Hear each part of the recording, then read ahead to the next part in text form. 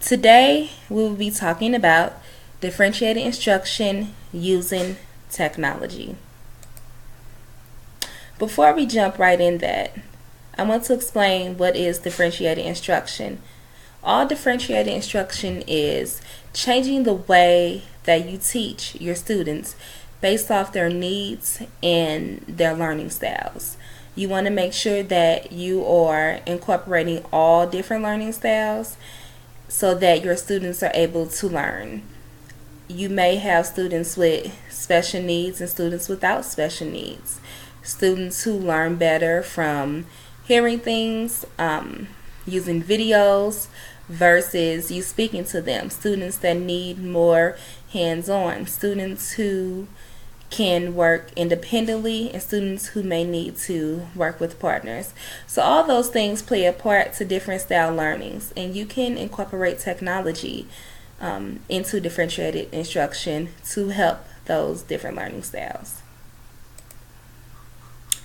So some of the technology that can be used inside of your classroom for learning can be iPads, tablets, computers, Chromebooks, smartboard, virtual reality headset. These are just a few.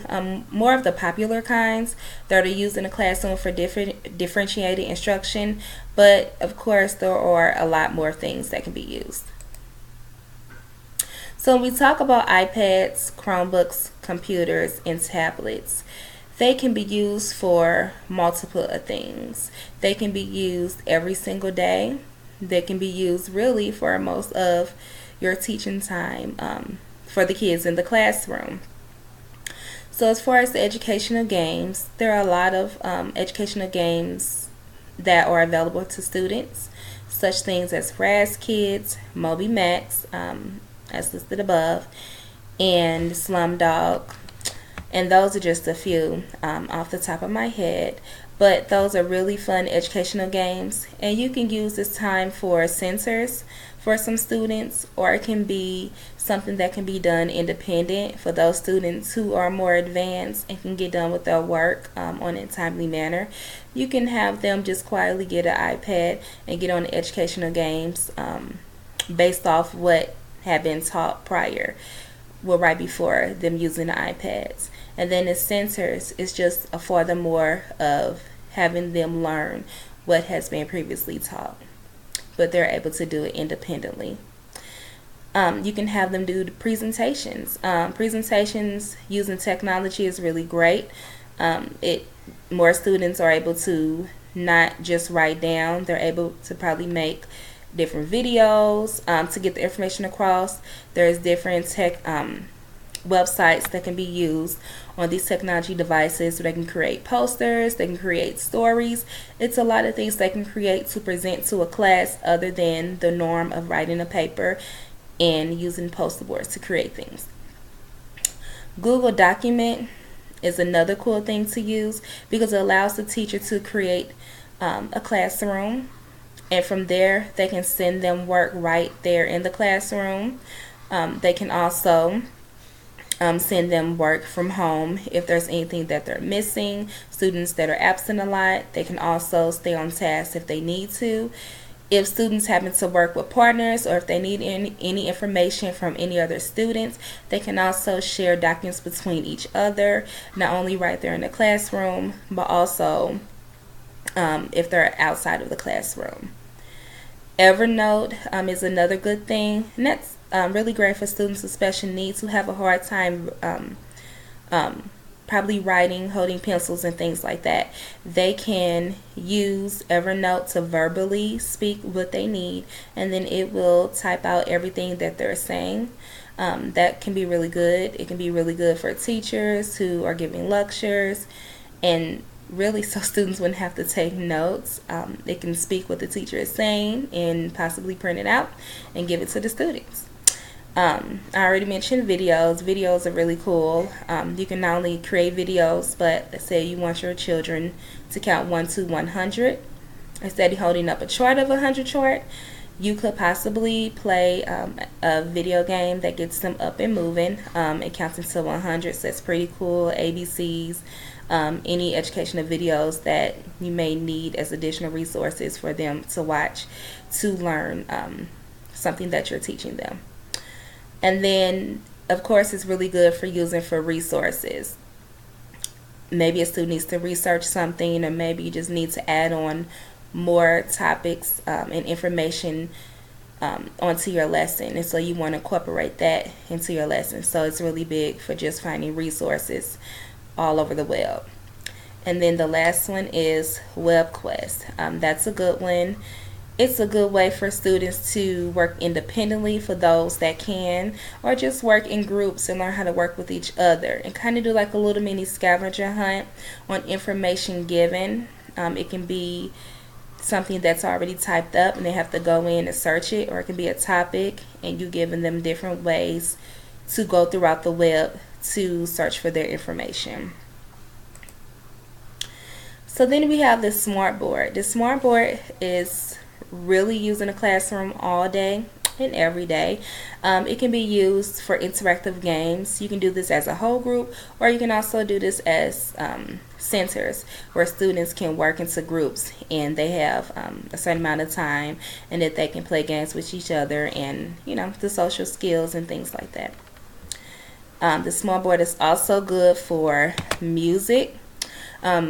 Music for students are very good, not only to incorporate into their lesson, but also playing calming music, concentration music to help students work better and be effective learners. Maybe some students need that calm down music to get their work done, so it can also be used for that way as well. That's again to playing different kind of educational videos.